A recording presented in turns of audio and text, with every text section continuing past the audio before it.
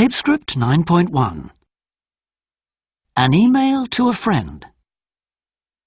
Dear Sally, I hope you don't mind me contacting you out of the blue like this. It's taken me a while to track you down, but now I have, thanks to the wonders of Facebook.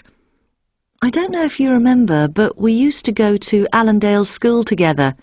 You were the first person I got to know when I started there. We used to sit next to each other in class, but then the teachers made us sit apart because we were always giggling so much. I remember we'd go back to your house after school every day and listen to music for hours on end. We'd get all the Guns N' Roses CDs as soon as they came out. Once we ate all the food in your fridge and your mother was furious. Do you remember that time we nearly blew up the science lab? The teacher went crazy, but it wasn't our fault. We used to call him Homer Simpson because he was small, fat and bald. I still see Penny, and she's still as mad as ever. We meet up every now and again, and we'll always end up chatting about old times together. She's always talking about a school reunion, so if you're interested, drop me a line.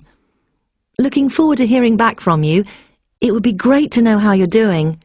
Your old schoolmate, Alison Makepeace. P.S. I'm not used to calling you Sally Davis. To me, you're still Sally Wilson.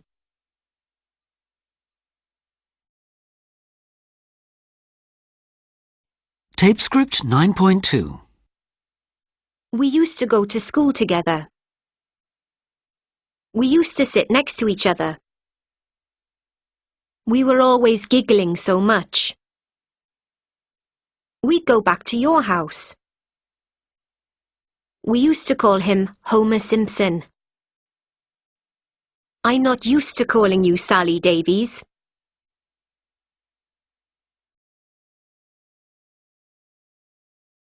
Tape script 9.3. 1. I got on very well with my mother. She was my best friend. Well, still is. We had to get on, really. Dad left when I was 3. I used to tell her everything. Well, nearly everything. And she'd talk to me very openly, too. Sometimes she'd say to me, "Don't go to school today. Stay with me." And we'd go out shopping or something like that. It's a wonder I had any education at all, the number of days I missed from school. 2. It was my dad who used to drive me mad. He was always telling me to have my hair cut and dress more smartly. My mum was much more lenient. She never really minded how I dressed, but she would get angry when I picked at food before she'd put it on the table. "Get your hands off," she'd say. But I was always so hungry. I had such a big appetite for such a small, weedy child. And then, at 16, I suddenly shot up.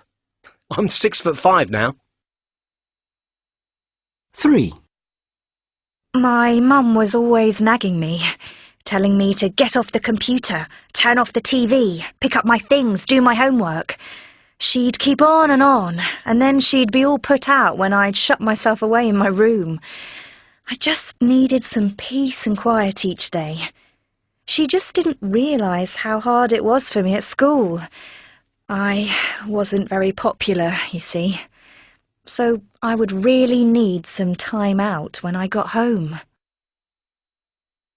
4. I have very fond memories of my childhood. To me, it represented security. We used to do a lot together as a family. I remember walks and picnics and going for car rides on a Sunday afternoon. Every Friday when my dad came home, he'd bring us each a treat, just something little. My mother used to say he was spoiling us, but why not? It didn't do us any harm.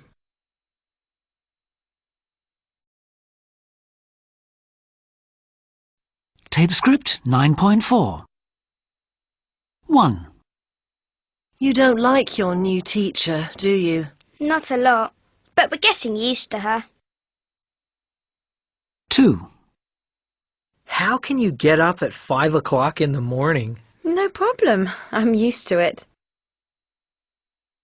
3.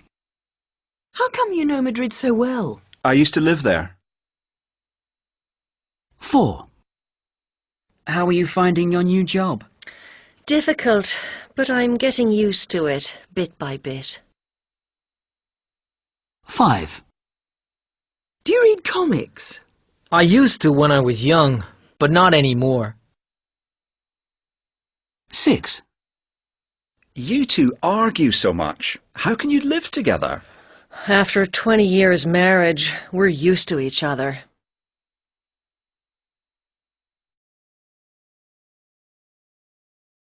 Tape script 9.5.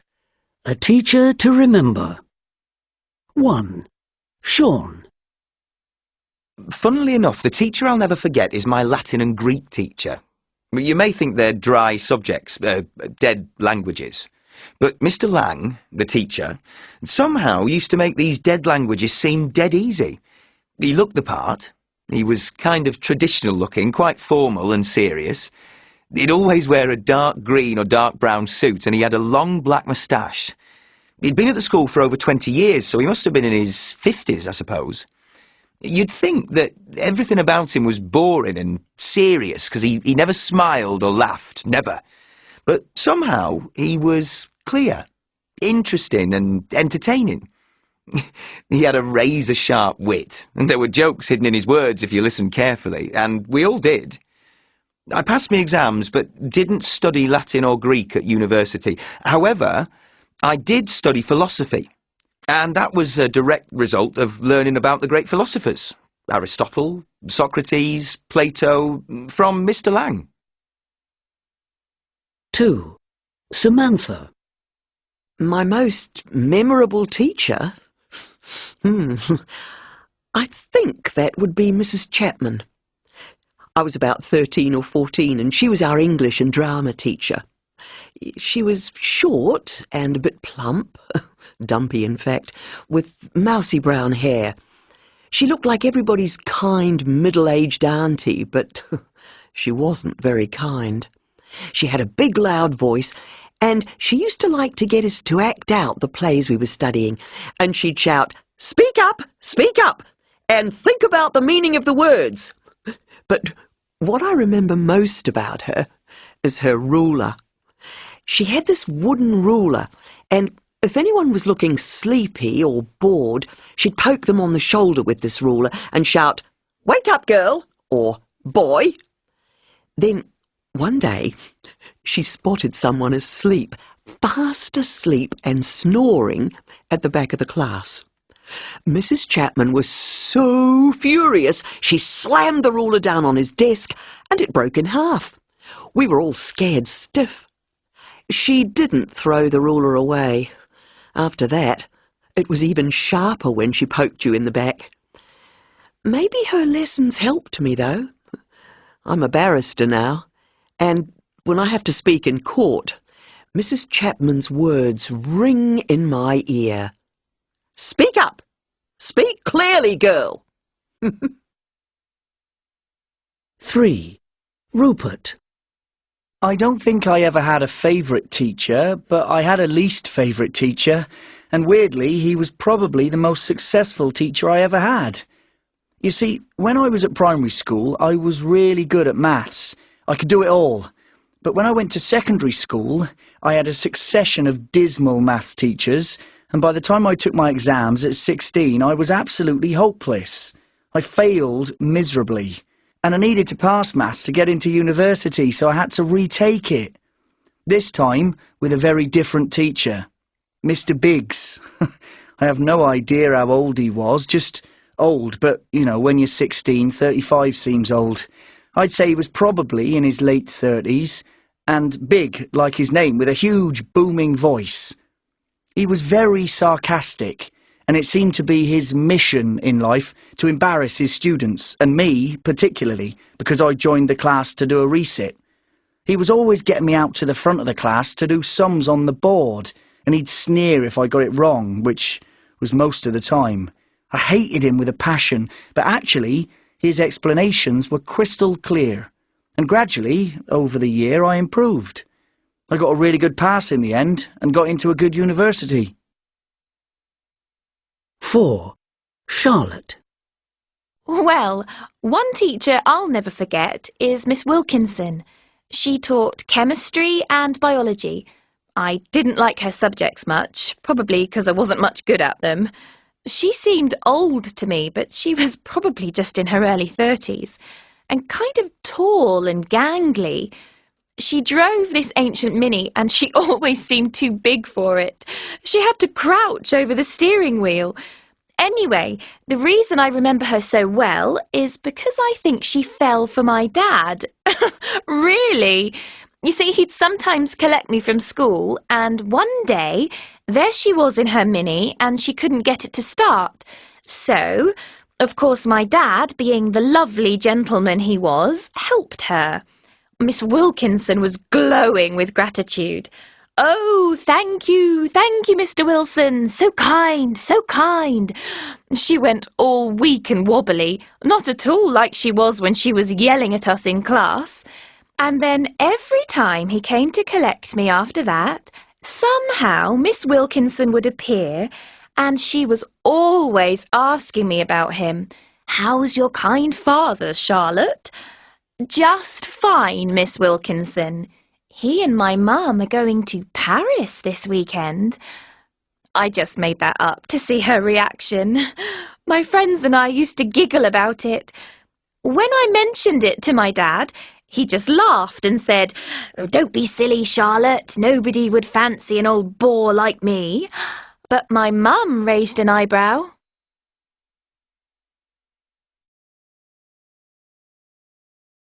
Tape script 9.6. 1. They live in this great big house in the centre of London. 2. I only made one tiny little mistake in my driving test, but I still failed. 3. Careful with the soup. It's boiling hot. Don't scald yourself. 4. It's freezing cold in here. Can't we put on the heating? 5. Do you like my car? It's brand new. 6. Don't worry, you won't wake the children. They're fast asleep. 7. I have a cold shower every morning. Then I feel wide awake. 8. I'm fed up with this lesson. Me too. I'm bored stiff.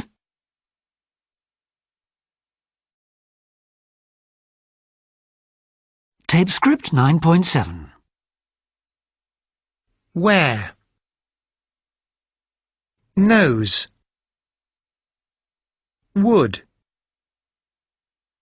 War. Through.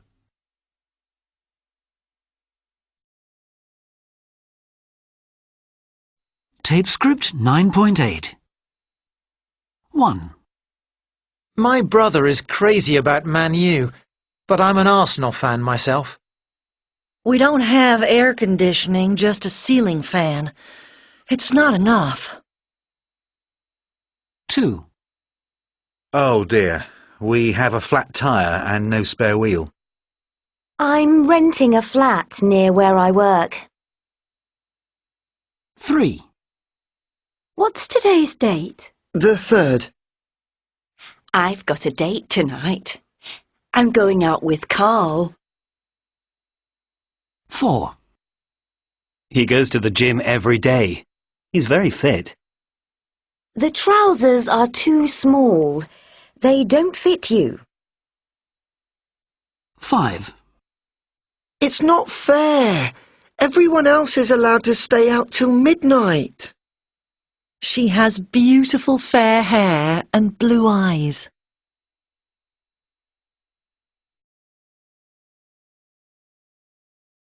Tape script 9.9. What did the salad say to the tomato? Lettuce, get married. Why do Swiss cows wear bells? Because their horns don't work.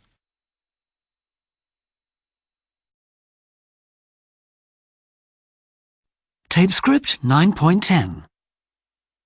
1. Why is Sunday the strongest day? Because the others are weekdays.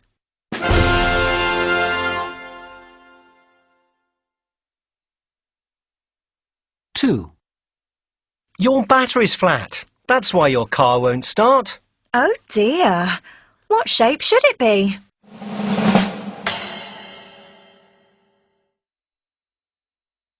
3. Why will you never starve in the desert? Because of the sandwiches there.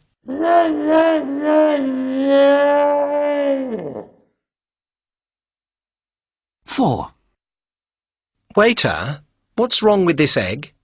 Don't ask me, sir. I only laid the table. 5. What do you get when 5,000 strawberries try to go through a door at the same time?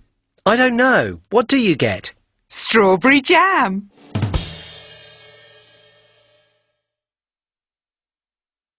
6. Waiter, this food tastes funny. So why aren't you laughing?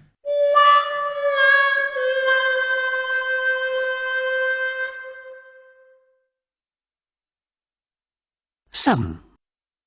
What do you give to a sick lemon? Lemonade.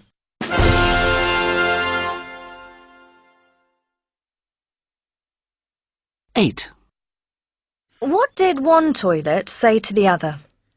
You look a bit flushed. 9. Why can't Cinderella play soccer? Because she's always running away from the ball.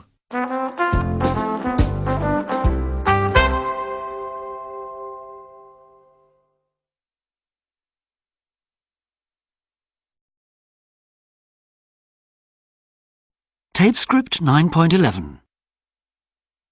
1. Pat.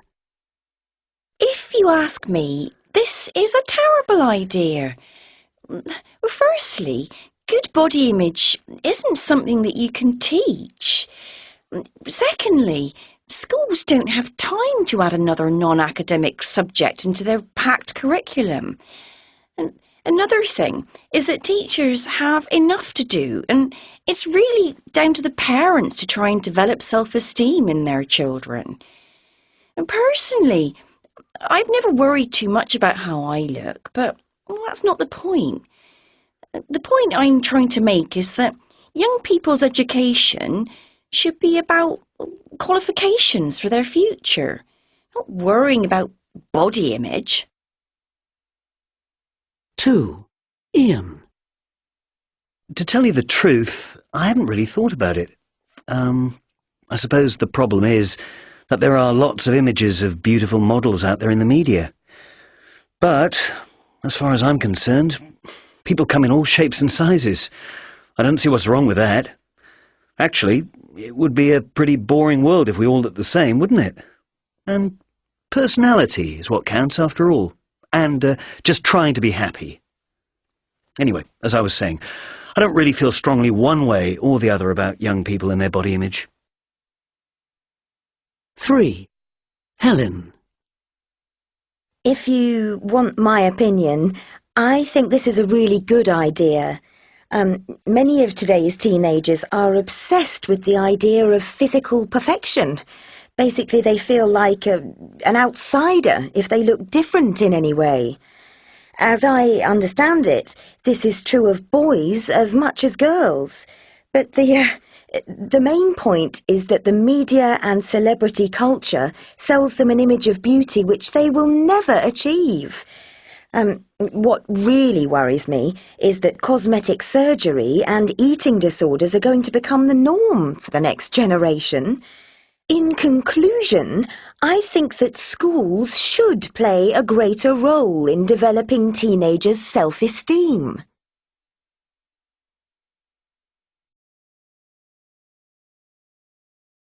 Tape script 9.12. Some of my clearest and earliest memories are of my first school, so I'd like to share a particular memory about that. It's a memory that still upsets me after all these years. I was 4 years old and had just started school. It was quite a long way from my house, and there were no school buses, so I had to walk. My sister is 11 years older than me, and her big school was next to mine, so my mum sometimes asked her to take me to school. She was not keen to do this. She had no time for a small, irritating sister dragging along behind her. She liked to meet up with her cool friends. What's more, because her school day started later than mine, she was happy to dawdle and chat with her friends, and she refused to hurry to get me there on time. I was always an anxious child, and I would tug at her sleeve and fret about being late. She'd just shake me off. Anyway, one day was particularly bad, and it has been burned in my brain ever since. It was pouring with rain, and we splashed through puddles as we walked. My sister was moaning all the time about how the rain was ruining her hair because she was hoping to meet a certain boy on the way. On that day, he didn't turn up, and this put her in a very bad mood. I was wearing my new red welly boots, and they were really difficult to pull on and off. I was full of fear. Miss Marks, my teacher, would kill me if I was late again.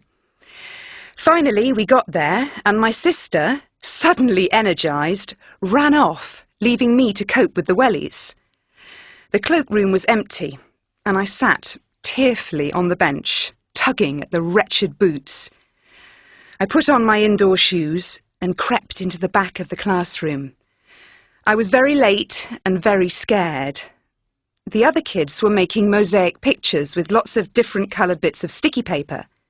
I had been so looking forward to doing this. Art was my best subject, and I'd planned to do a beautiful portrait of my black and white cat. Miss Marks called across the room, "Elizabeth, late again! Where have you been?" I hung my head. I knew telling tales about my rotten sister would cut no ice with Miss Marks. "You'll just have to sit in the corner and do a jigsaw." So I did, silently weeping and cursing my sister. I never did make a mosaic picture of my cat. To this day, my sister insists she can't remember anything about this.